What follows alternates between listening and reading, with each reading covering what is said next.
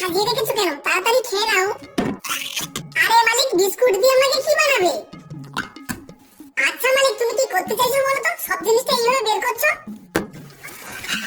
আরে আমাদের মালিক কি পাগলা হয়ে গেল নাকি বলতো? এমন করছে কেন? আরে মালিক, তুমি এর ভিতরে ঢুকাচ্ছ কেন? আমাদের তো দম আটকে মরে যাবো। ও আচ্ছা, এবারে বুঝতে পারলাম, তুমি তাহলে এইটা বানাতে চাইছিলে। আরে মালিক, তুমি ভুল করছো, আমি নুনতা বিস্কুট, আমি কোনো ক্রিম বিস্কুট নই।